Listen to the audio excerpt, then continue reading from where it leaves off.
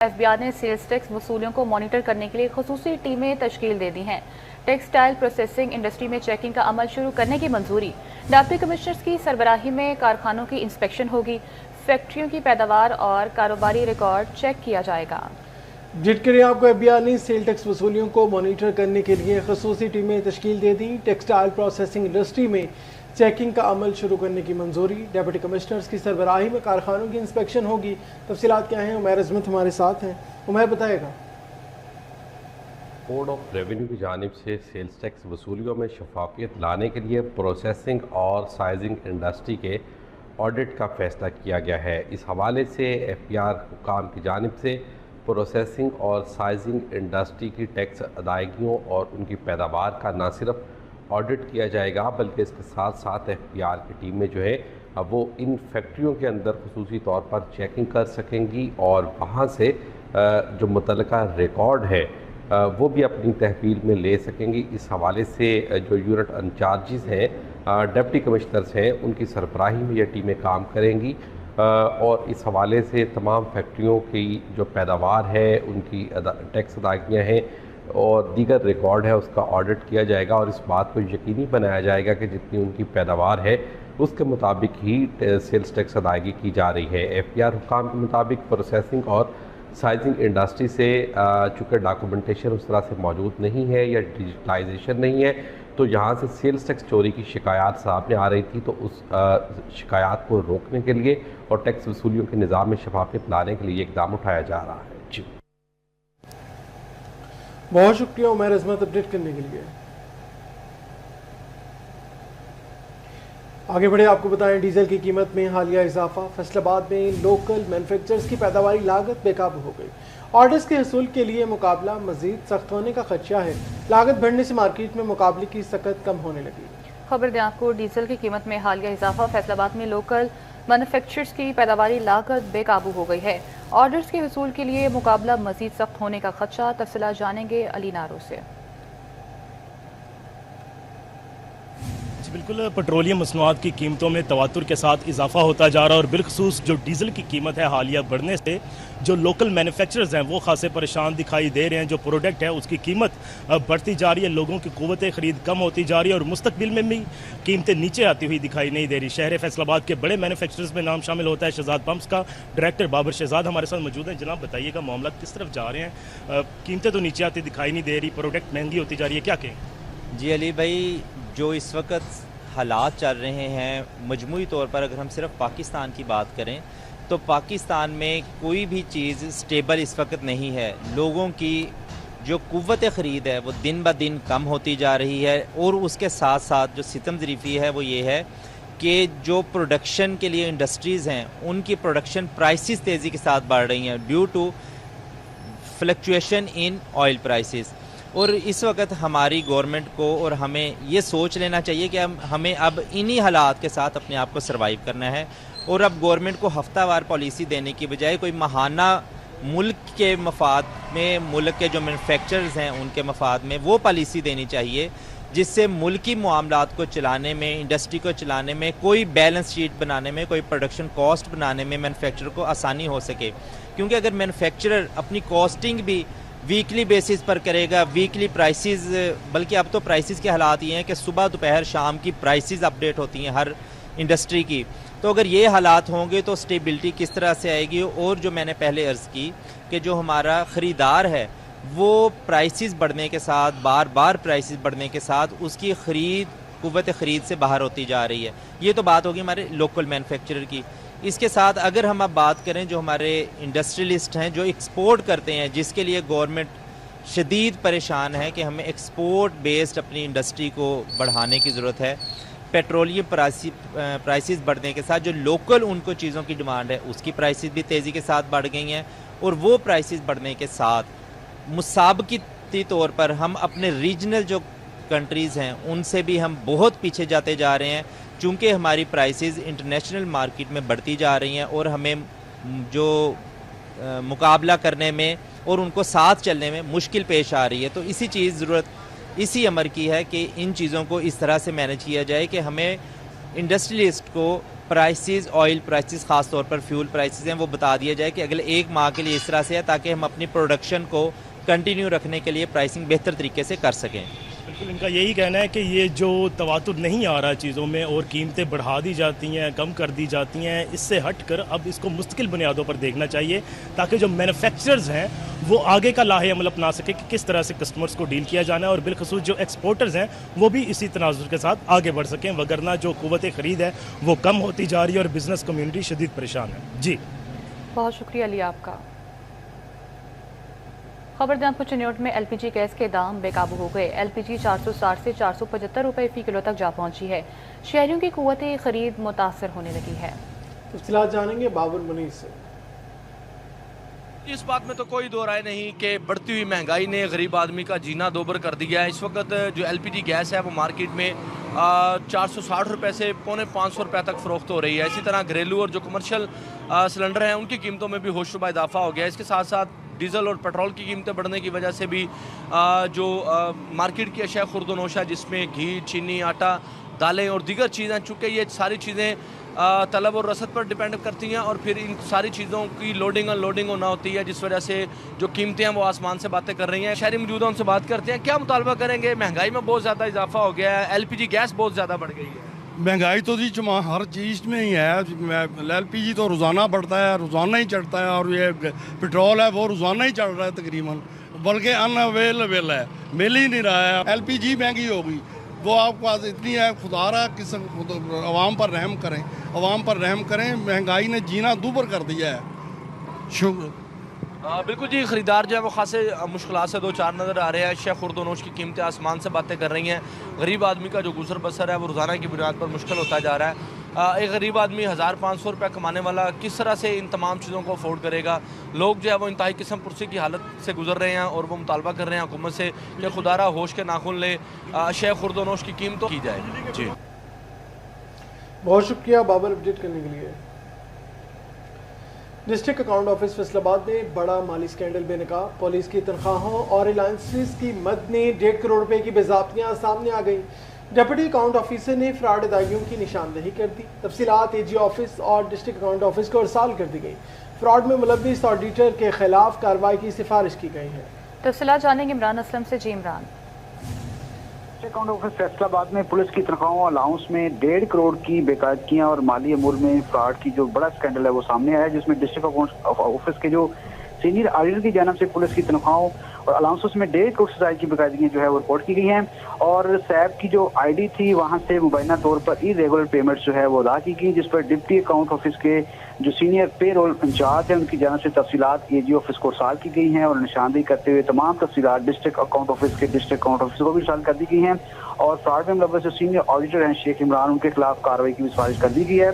ये सैब के अकाउंट से जो है जाली तौर पर डिस्ट्रिक्ट अकाउंट ऑफिस में पुलिस और तनख्वाहों और अलाउंसेस की मद में 1.5 करोड़ का जो माली स्कैंडल सामने आया है, जिस पर जो है तमाम तफसीलात AG ऑफिस लाहौर, इसके साथ साथ डिस्ट्रिक्ट अकाउंट ऑफिस को इरसाल कर दी गई हैं। और सीनियर ऑडिटर के खिलाफ 1.5 करोड़ रुपए की जो माली बेज़ाब्तगी हैं करने वाले सीनियर ऑडिटर के खिलाफ कार्रवाई की सिफारिश कर दी गई है। जी इमरान असलम अपडेट कर रहे थे, बहुत शुक्रिया इमरान आपका।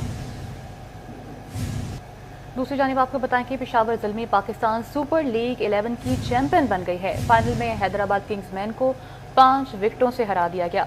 ज़ल्मी ने 130 रन का हदफ 5 विकेटों पर हासिल किया। एरोन मार्क हार्डी 56 और अब्दुल समद 48 रन बनाकर नुमाया रहे। हैदराबाद किंग्समैन के मोहम्मद अली ने 3 खिलाड़ियों को आउट किया। किंग्समैन ने 18 ओवर्स में 129 रन बनाए थे। Man of the match Aaron mark Hardy रहे। फातर टीम के खिलाड़ियों का ग्राउंड में जश्न। पेशावर ज़ल्मी की फतह पर शायकीन क्रिकेट ने भी खुशी का इजहार किया। PSL की शानदार और रंगारंग इख्तितामी तकरीब, चेयरमैन PCB मोहसिन नकवी की खुसूसी शिरकत, फातिह टीम को इनामी रकम का चेक और पाकिस्तान सुपर लीग की ट्रॉफी थमाई गई। जीतने वाली टीम के खिलाड़ियों में मेडल्स भी तकसीम किए गए। खिलाड़ियों ने ट्रॉफी उठाकर भरपूर अंदाज में कामयाबी का जश्न मनाया। इख्तितामी तकरीब में पेशावर ज़ल्मी टीम को ट्रॉफी के साथ $5 लाख इनामी रकम दी गई। फातिह फ्रेंचाइज दोनों को भी $5 लाख खुसूसी इनाम दिया गया। हैदराबाद किंग्समैन को मेडल के साथ $3 लाख इनाम दिया गया। आपको बताएं कि बाबर आजम ने हनीफ मोहम्मद अवार्ड अपने नाम कर लिया। इवेंट के बेहतरीन बल्लेबाज करार पाए। पेशावर ज़ल्मी के स्पिनर सुफियान मुकीम टूर्नामेंट के बेहतरीन बॉलर करार दिए गए। स्पिरिट ऑफ क्रिकेट का अवार्ड हैदराबाद किंग्समैन के नाम रहा, जबकि इस्लामाबाद यूनाइटेड के कप्तान शादाब खान बेहतरीन ऑलराउंडर करार पाए। पेशावर ज़िल्मी के कौशल मेंडस टूर्नामेंट के बेहतरीन विकेट कीपर करार दिए गए, जबकि पेशावर ज़िल्मी के फरहान यूसुफ बेहतरीन फील्ड करार पाए। हैदराबाद किंग्समैन के fast bowler Hanan Shah emerging player of the tournament करार दिए गए।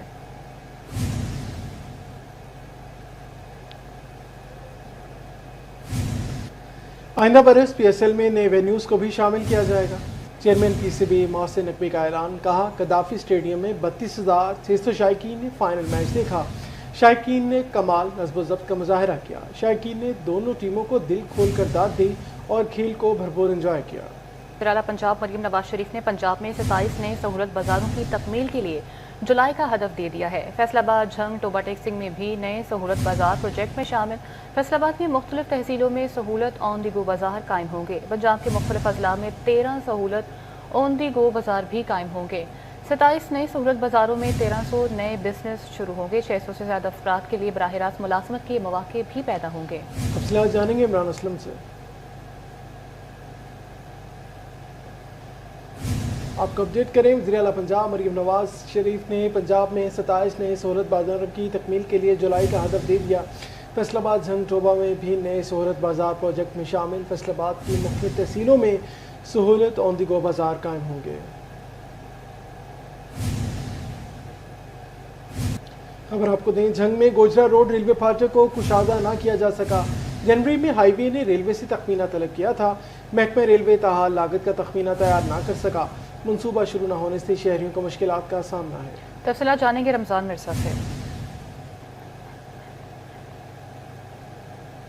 बिल्कुल, ये गोजरा रोड का फाटक है, जहां पर गोजरा से जो है वो फाटक तक और फाटक से शहर की जानिब दो रोया सड़क मौजूद है। लेकिन अफसोस की बात यह है कि इसको कई साल से कुशादा नहीं किया गया, जिस वजह से स्कूल के औकात में यहाँ पर रश रहता है। सबसे बड़ा मसला ये है कि अगर रश के दौरान कहीं एम्बुलेंस फंस जाए और दूसरी जानिब जो अंडरपास है उसमें भी बारिशी पानी मौजूद हो तो शहर जो है वो दो हिस्सों में मुनक़ता दिखाई देता है। इस सूरत हाल को मद्देनजर रखते हुए इंतजामिया की जानिब से और हाईवे की जानिब से फैसला किया गया कि उसको कुशादा किया जाए और पंजाब सिटीज़ प्रोग्राम के तहत आने वाले फंड्स को जो है वो इस फाटक की कुशादगी के लिए इस्तेमाल किया जाए। इंतजामिया की जानिब से, महकमा हाईवे की जानिब से महकमा रेलवे को माह जनवरी में फाटक को कुशादा करने के लिए जो है वो तखमीना मांगा गया।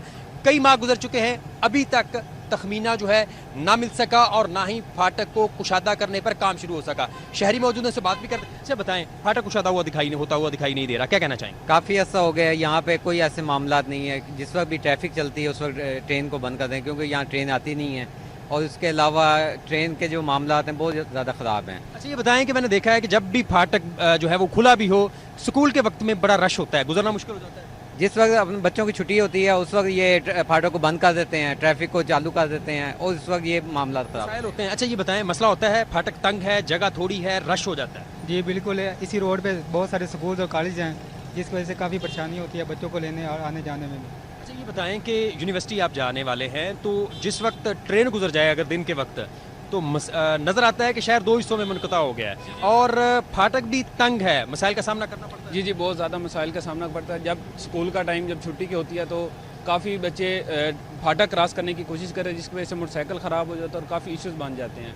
और जब ट्रेन आती है तो क्या अपील करेंगे कि फाटक को कुशादा किस तरह जल्द से जल्द करने की बहुत ज़्यादा जल्दी करने की ज़रूरत है और साथ ही इसको डबल करें और हुकूमत एक ही लाइन में दारुस्कीना रोड, फैसलाबाद रोड और ये गोजरा रोड का फाटक इनको करें ताकि शहर के लिए एक आसानी पैदा हो सके। बिल्कुल, ना सिर्फ गोजरा रोड की फाटक को जो है वो कुशादा करने की ज़रूरत है बल्कि इसके साथ साथ टोबा रोड और फैसलाबाद रोड के फाटक को भी जो है वो कुशादा करने की ज़रूरत है ताकि शहरियों की आमदोरफ्त आसान हो सके और किसी एमरजेंसी की सूरत में भी जो है वो मुख्तलिफ गाड़ियाँ जो हैं वो बआसानी इन फाटकों से गुजर सकें। जी बहुत शुक्रिया रमज़ान मिर्जा आपका। जंग डिस्ट्रिक्ट अस्पताल के कॉन्ट्रैक्ट मुलाजमीन को बगैर तनख्वाहों से नौकरी से निकाल दिया गया। मुलाजमीन की जानिब से अस्पताल इंतजामिया के खिलाफ एहतजाज, मुलाजमीन का बकाया जात फौरी अदा करने का मुतालबा। तफसीलात जानेंगे वसीम अजीज से।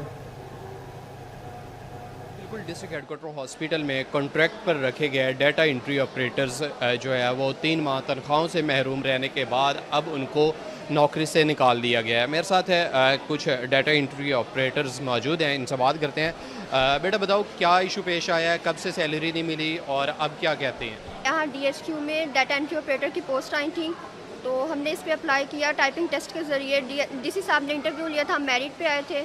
हमें 89 डेज़ के लिए अपॉइंट किया गया कॉन्ट्रैक्ट बेसिस पे, सैलरी भी दी गई 89 डेज़ की।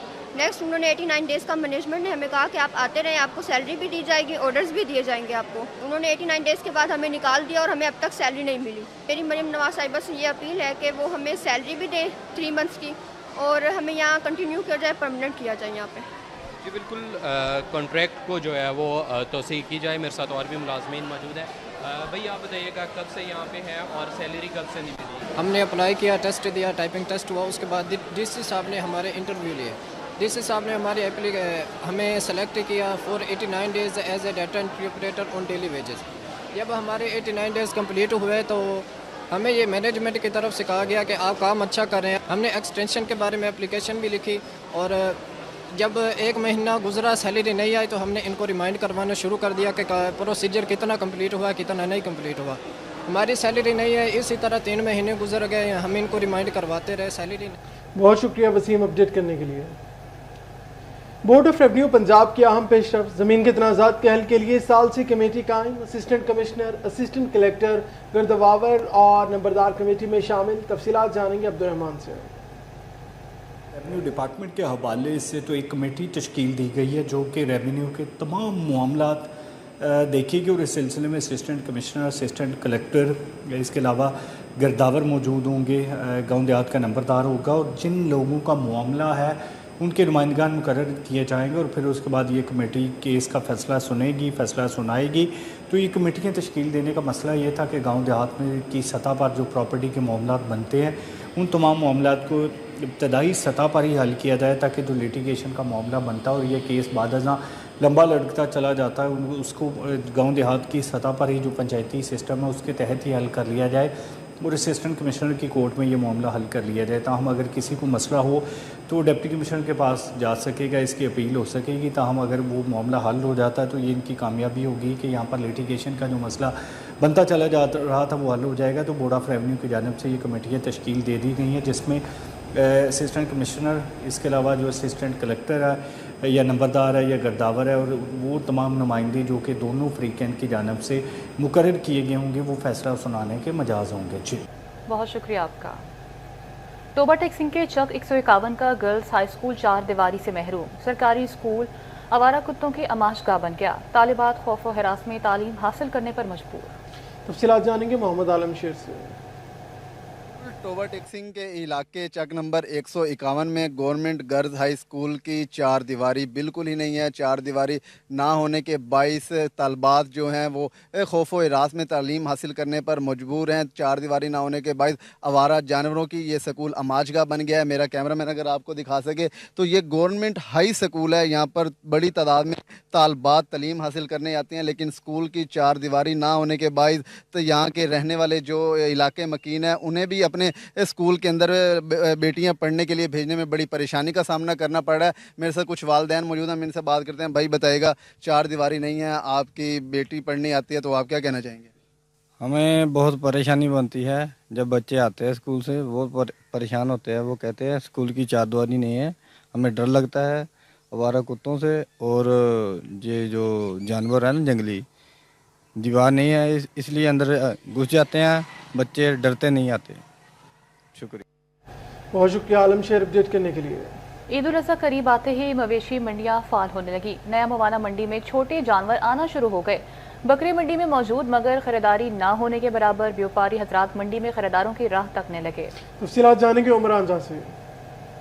बिल्कुल, बकरा ईद की आमद है तो इस हवाले से मंडियां जो है वो सजना शुरू हो चुकी हैं। मैं इस वक्त मौजूद हूँ नियामुआना मंडी में, जहाँ पर बड़े तो नहीं मगर छोटे जानवर जो हैं वो यहाँ पर पहुँच चुके हैं।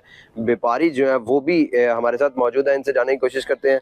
अच्छा, क्या कहेंगे, कौन कौन सी इकसाम के बकरे आए हैं और गाकी की क्या सूरत हाल है? राजनपुरी है तो चीने मक्की चीने मदरसा बकरे ने गाकी है जी को नहीं खर्चा ही हो रहा। तो गाहकों को क्या पैगाम देना चाहेंगे?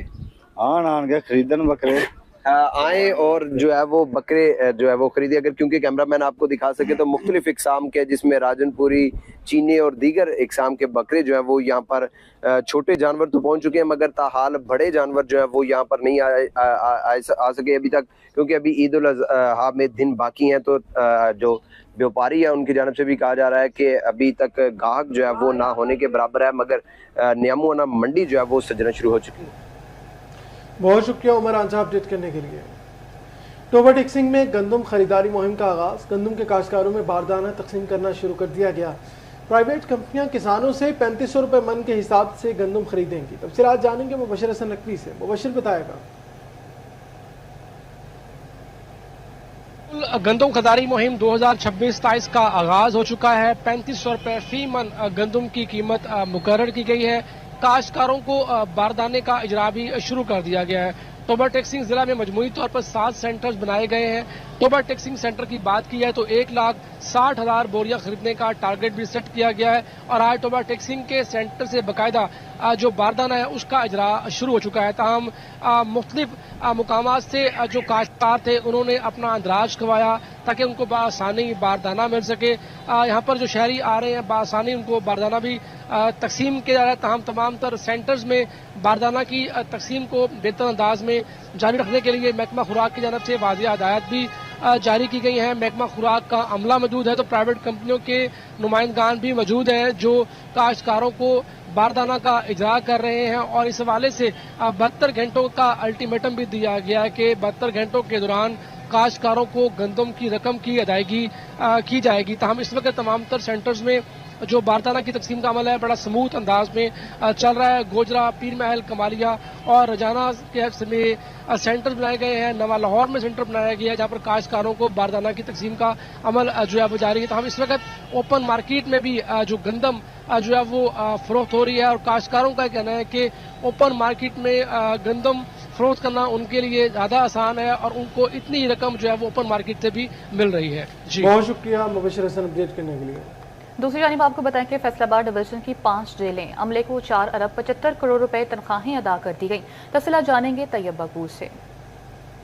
रीजन के जेल हुकाम की जानब से 32 लाख रुपए से जायद के फंड्स सरकारी गाड़ियों की मेंटेनेंस पर खर्च करने का इंकशाफ हुआ है। ये इंकशाफ उस वक्त हुआ जब फैसलाबाद रीजन से ताल्लुक़ रखने वाली मेंबर सूबाई असम्बली आशफ्ता रियाज की जानब से असम्बली में ये क्वेश्चन पूछा गया और वज़ीर जेल खाना जात से ये सवाल किया गया कि कितनी तनख्वाहें गुज़िश्ता 2-3 साल में फैसलाबाद रीजन के जेल अफसरान और अहलकारों को अदा की गई है, कितना टीए उनकी जानब से खर्च किया गया है और गाड़ियों की मेंटेनेंस पे कितनी रकम और फंड्स खर्च किए गए हैं। इस पर जेल खाना जात की जानब से जवाब जमा करवाते हुए बताया गया कि 2 साल के दौरान रीजनल ऑफिस यानी DIG जेल खाना जात के ऑफिस के अहलकारों को 12 करोड़ 63 लाख रुपए तनख्वाहों की मद में अदा किए गए। जब DA के हवाले से सवाल किया गया तो उसके जवाब में बताया गया कि 2 साल के दौरान इन तमाम 5 जेलों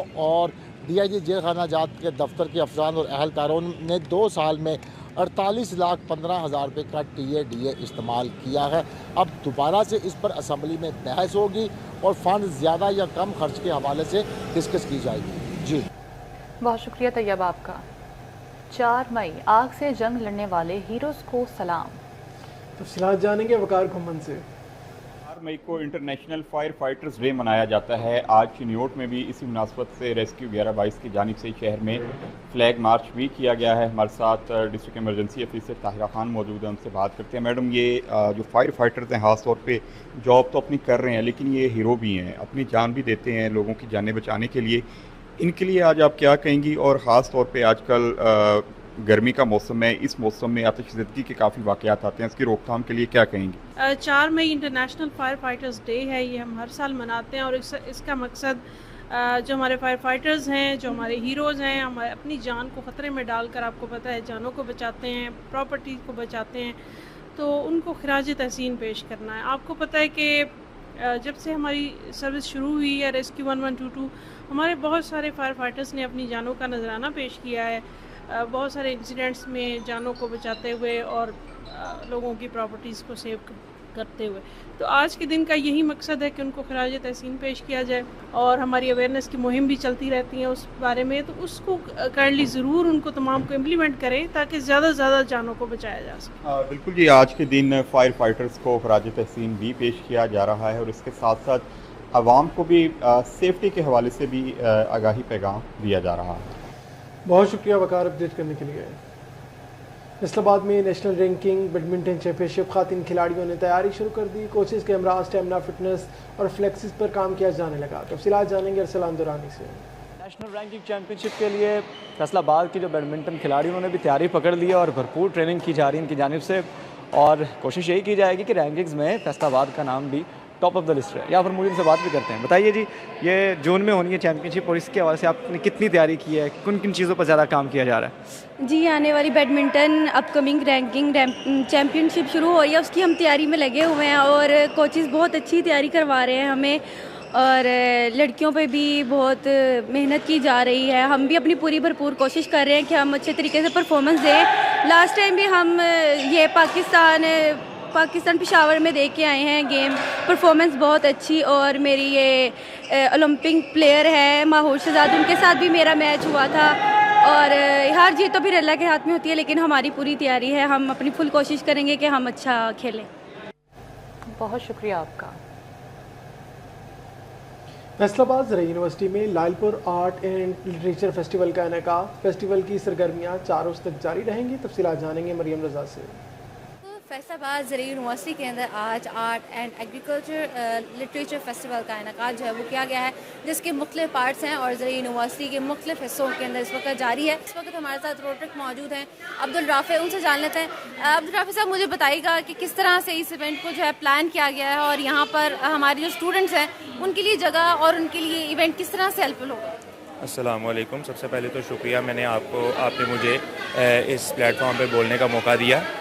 ज़राई यूनिवर्सिटी सालाना Lalpur art and literature festival करवाती है, जिसमें हमारा रोटरेक्ट क्लब जो कि रोटरी इंटरनेशनल के अंडर काम करता है, ये अपना रोटरेक्ट लीडरशिप कंपटीशन करवाता है, जो कि यूथ की लीडरशिप स्किल्स को, क्रिटिकल एनालिसिस को, क्रिटिकल थिंकिंग को, माइंडसेट को और ग्रुप एक्टिविटी परफॉर्मेंस को, कोलैबोरेशन को, टीम वर्क को अपस्केल करने के लिए और उनको जज करने के लिए ये कंपटीशन मुख्तलिफ यूनिवर्सिटीज़ के रिप्रेजेंटेटिव और स्टूडेंट्स को पार्टिसिपेट करवा के यहाँ पे मुनक्किद किया जाता है, जो कि इस साल भी उसी आबोताब के साथ जारी है।